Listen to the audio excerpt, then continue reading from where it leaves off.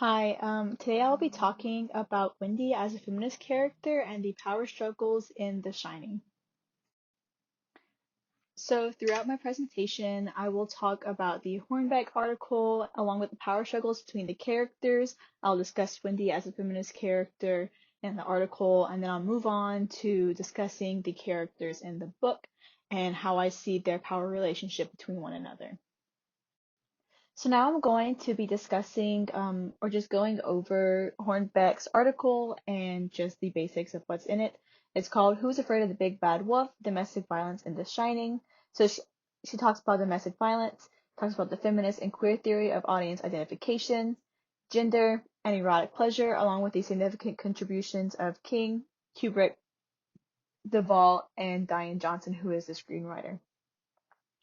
She talks about domestic violence and how it's overlooked in a way by critics, and she ties in the sociological point of view into this, ties into a conversation about domestic violence. So I'll be talking about her assertion about the identifying with the feminists, queer theory, and audience identification. I'll discuss whether or not I agree with what seems to be a feminist portrayal of Wendy in the novel. She says towards the end of her section about Wendy and the domestic abuse, in The Shining, Wendy demonstrates both victimhood and heroism as part of the plot of the film, thereby personifying both gender roles. Thus, Wendy Torrance exemplifies what Clover calls the female victim hero, the status of what has been enabled by women's liberation. So here we can see that she has this victimhood and heroism, which is through a feminist reading. And then I will also be looking at passages from this article and find instances in the novel and in the movie that challenge or play into Hornbeck's assertion as well. Okay, so let's move on to talk about Wendy and whether or not I believe she's a feminist. So now I'll be discussing Hornbeck's article and how she portrays this domestic abuse that Wendy goes through with Jack. So she says, in The Shining, Wendy's endurance of Jack's verbal abuse and intimidation, as well as her acceptance of his physical abuse of Danny, conjure up the persistent and pernicious cultural myth that women who are beaten stay with their abusers.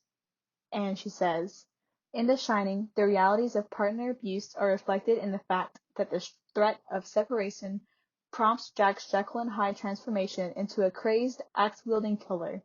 Believing that someone else is in the hotel and has attacked their son, Wendy insists on leaving the Overlook to seek medical care for Danny, which Jack perceives as undermining his authority. So these are just some of the examples that Wendy has been through verbal abuse and how Danny has been through physical abuse in the movie and in the novel. We see the breaking of Danny's arm, and then we see him we see Jack slap Danny after they talk about the hedge animals. And then she not only, obviously, other than the abuse that we see verbally, we see her get beaten or attacked by Jack. So Hornbeck argues that Wendy in the movie is portrayed to look abusable. This is definitely something that critics at the time brought out through the misogyny of the film. Especially since Kubrick abused her himself, she looks disheveled and androgynous, which is a huge difference between the Wendy in the book. So here her hair is, all over the place. She looks like she's been crying. She looks really scared, especially towards the end. And this is due to how Kubrick had treated her throughout the filming experience. But compared to the Wendy that is in the book, who looks put together, who's blonde, who's supposed to be gorgeous. So that brings in the misogyny towards Duvall as a person and Wendy as her character as well.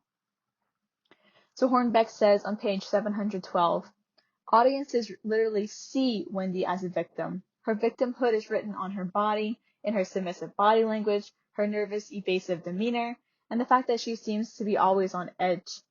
So this argues that Wendy is the female victim hero, which is a term by Clover, which creates a powerful but undermined character. So this is what Hornbeck is arguing, that she is this victim hero, that she is the victim, but because of this victim, she's able to become the hero through her androgynous appearance, and just she is easily related to than Jack. She talks about that later on in her article.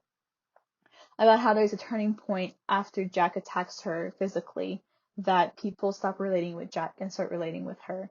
So this is what makes her the female victim hero. So now I'll be discussing the different excuses that Wendy gives in the book and in the movie. For Danny's arm, what she tells the doctor about what happened to Danny. So in the book, she says, well, Jack says, "It sounds so goddamn beastly said out loud. I broke his arm, turning him around to spank him. 3 months later, I gave it up drinking. I haven't touched it since." And then the doctor talks about abuse at home and that this is why Danny could have possibly started talking to Tony. And while bringing up this abuse, Wendy says that of course he wasn't abused. Jack didn't mean what he did. So this term of using Wendy said hotly shows that she was probably angry, flustered that she was outed or that they were outed for trying to cover this up. But the difference between the book and the movie is that in the book, Jack tells the doctor he's the one that does it. And we see Wendy make this excuse for Jack when the topic comes up. But I argue that she's basically defending herself and her family, and she doesn't want to be seen as an abusive mother or not taking care of her child. Something that is easier for readers to understand in the novel is that a lot of the stuff that she does is for Danny, and the reason that we can see this is because we can see into her head, we can understand what she's thinking. So obviously we know from the novel that she considered divorce because of what happened to Danny and because of his drinking, because of Jack's drinking. So on page 74, she says, but it had to end when considering the marriage. And she also says that the divorce went back to committee and voted on after Jack said to give him a week, and he stopped drinking. So we can see that this is something that Wendy really, really struggles with. And this doesn't make her seem as weak. This makes her seem stronger and that she wanted to stay with Jack because she didn't want to break up the marriage and wanted to give Danny this stable home, but eventually got to be too much. But then they fixed everything and just moved on with their lives. Whereas comparison in the Hornbeck article, she gives the rendition of what happens in the movie in the article, and she says, Wendy tells the doctor that Danny had an injury and that he dislocated his shoulder, both statements concealing the true cause of injury. When the doctor presses her for more information, Wendy explains just one of those things, purely an accident, before admitting that Jack had dislocated Danny's shoulder while drunk. It's just the sort of thing that you do 100 times with a child. On this particular occasion, my husband just used too much strength and he just injured Danny's arm. So here we can see that Wendy offers up the information to the doctor. She tries to be obscure at first, tries to, play it off, make excuses.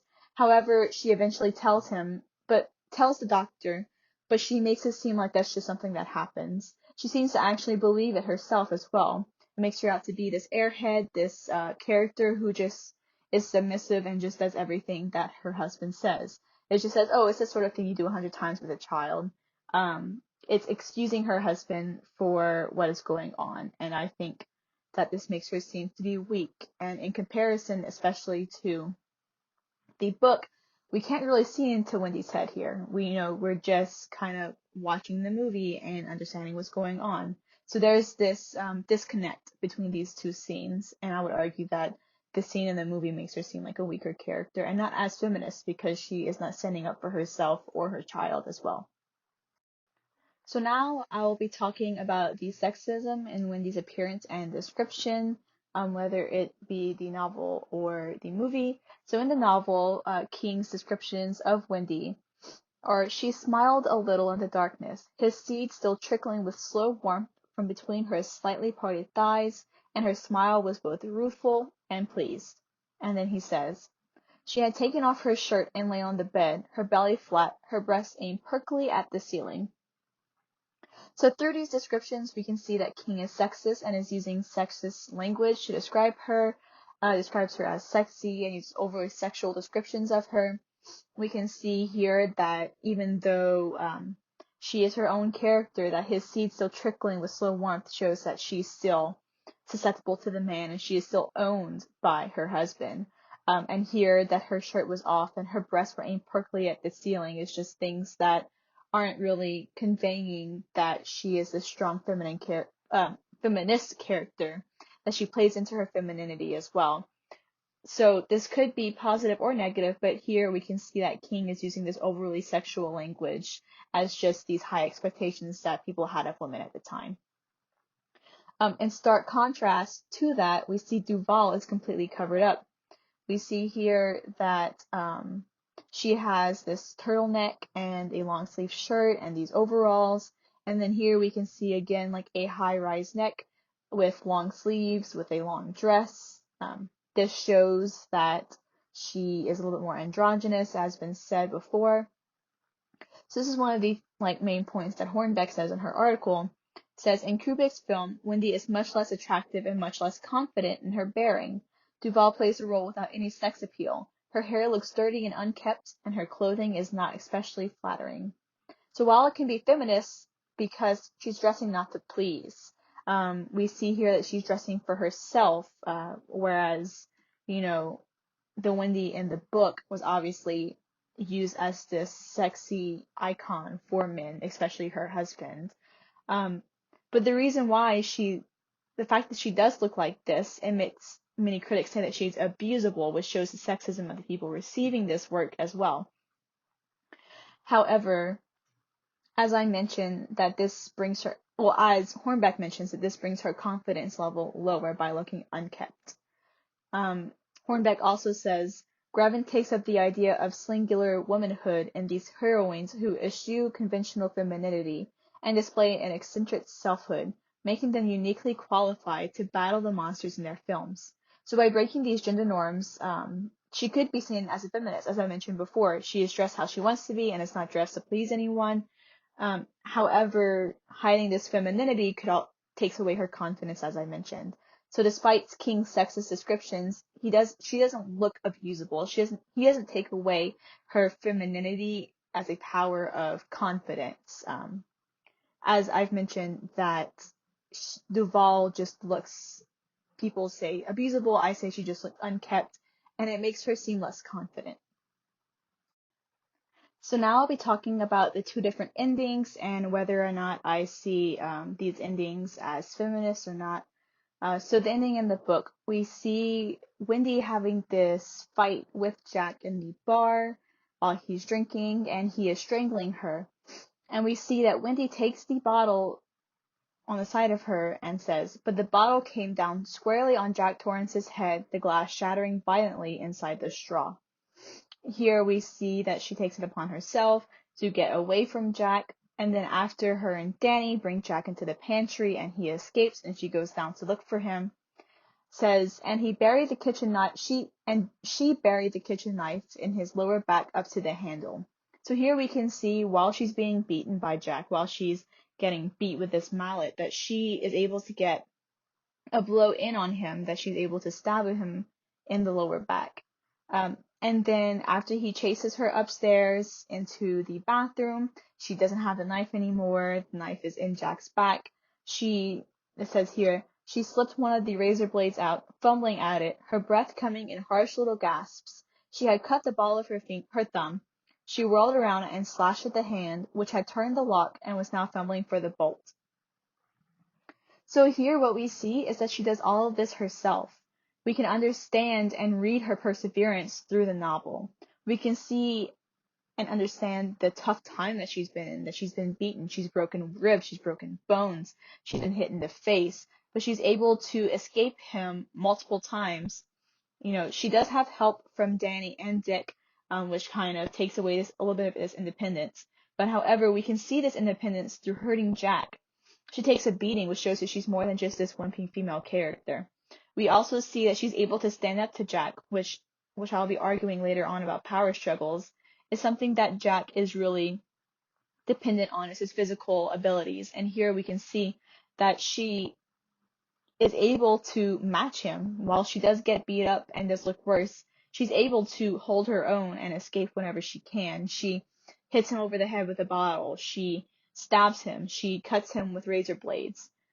So we're able to see this powerful feminist character in that she's putting herself at an equal playing field with Jack and is able to escape and be powerful in this way.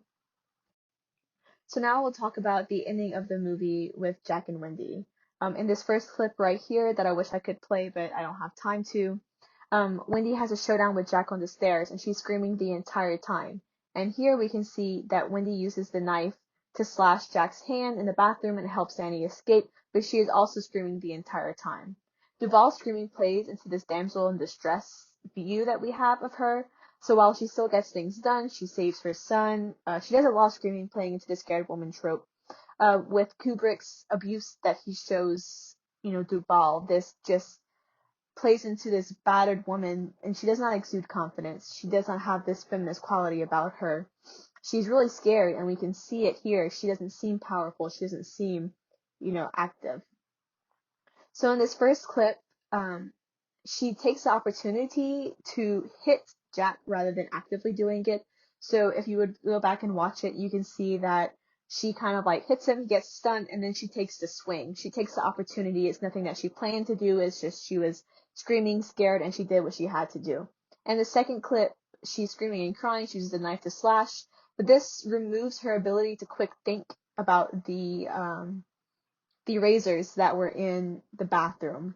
We're able to see her use that mental prowess that she has, this quick thinking of motherhood. But here in the book, in the movie, we don't get to see that at all.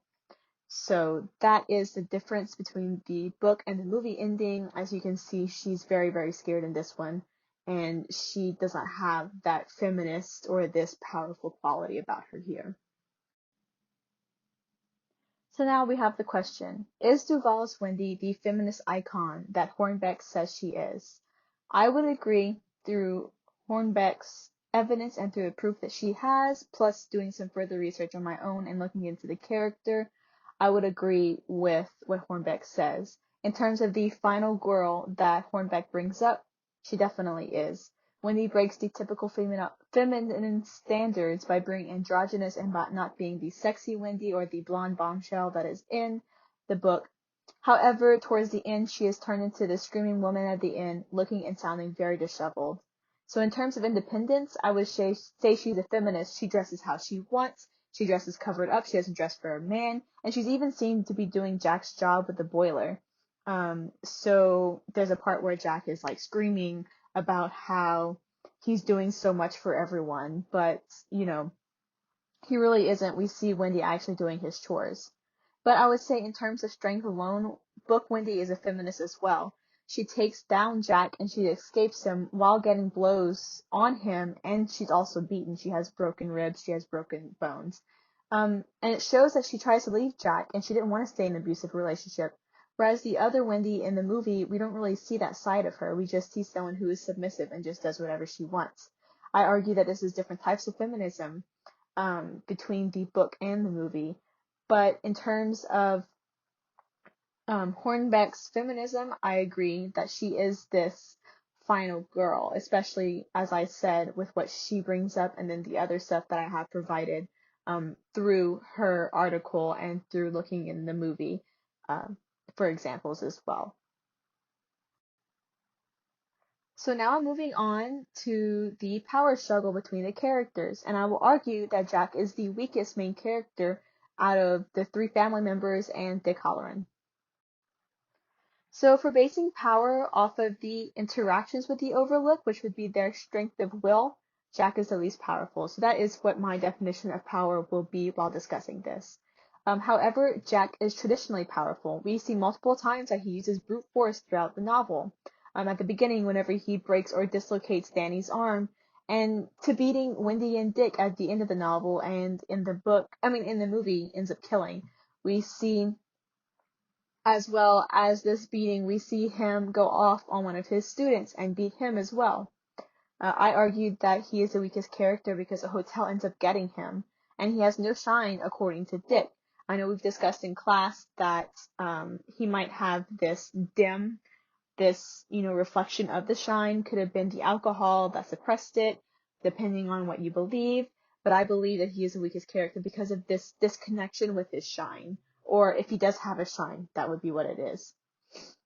So in the novel, he ends up being completely succumbed to the hotel.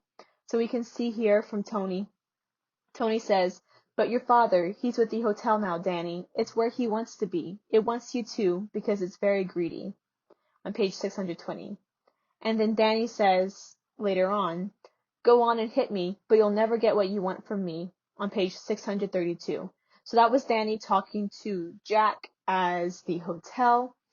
Here we can see that they use Jack as a means to the end. Tony says that it wants Danny as well, and that Danny says that he'll never get what they want out of him because they use Jack as a means to get to Danny because Danny is too powerful to influence. They're able to hurt him physically, as we see with the woman in room 217 and we see with the topiary, but the only way that they can actually get to Danny is by physically hurting him because he is so powerful in terms of his shine. And even they had to even manipulate Jack, however. So it wasn't just, he didn't start off this way. He eventually digressed into what he was. This shows that the hotel was using Jack to get to Danny because, as I said, Danny is too strong. He gets consumed by the hotel to where his family even starts calling him it. They don't refer to Jack as Jack anymore. He is now it. I'll talk about Wendy now. Apparently she has a shine according to Halloran because he is a mom. She's a mom. So she has some protection against the Overlook, and she doesn't really start seeing things until the end. The Overlook doesn't affect her the same way that it affects Jack. So she isn't being convinced to do certain things, which could be her motherly side. And she also beats Jack's brute force, which is his only defense that he has, the only thing that he has, and she somehow escapes it. She gets away from it. So that is Wendy's power. Next, I'll be talking about Danny's power. So once again, we have quotes from Danny. It says, "You're not my daddy," Danny told it again. "And if there's a little bit of my daddy left inside you, he knows they lie here. Everything is a lie and a cheat. You're it, not my daddy. You're the hotel. And when you get what you want, you won't give my daddy anything because you're selfish. And my daddy knows that. You had to make him drink the bad stuff. That's the only way you can get him, you lying false face." So this shows that Danny can beat the hotel through acknowledging that it's fake. He can use his cunning. He can use his shine to beat them as well. He brings his dad to consciousness also, brings him to come to and to eventually help Danny escape. His ability to read minds puts him as powerful, and by default, he can read people and understand him. So this, even though he is beaten physically, he is able to escape the hotel because it has no effect on him, and the only way that it does is through physical abuse or physical strength. But he's able to manipulate the hotel and outsmart it by noticing that the boiler is done. So this is Danny's power. And now I'm moving on to Dick Halloran. I say that Dick is more powerful than Jack as well because he's able to resist the Overlook. We see him get beaten by Jack, which is his physical power. But here, there's at the end, whenever they're escaping the hotel, and this quote says, "Then he flung the mallet behind him with a whispered, terrified cry. It clattered into the corner where the horse blankets had been. One of the two heads pointed toward him in an unspeakable invitation. He fled." So here, Dick is able to resist the temptation and to resist the influence that the hotel has on him. He's able to just get away from it. However, as we know that he hasn't been there as long, but he's able to get rid of it, get away from it. And I would say that also puts him as more powerful than Jack. So in terms of, this powerfulness as in like resistance to things, to alcoholism, to stuff like that, Jack is the weakest character, but when it comes to brute force, he is one of the strongest, but that's not what I'm arguing. I'm arguing that he is the weakest character in terms of his mental abilities as well as his resistance to certain things. So thank you for listening. That is all. I hope you enjoyed it. I hope you were able to sit through it. So thank you. Also, P.S. I wanted to show that I got this sweatshirt of Danny's sweater whenever he gets attacked. So I've been wearing it the whole time. I hope you noticed a little Easter egg, I guess you could say. So thank you.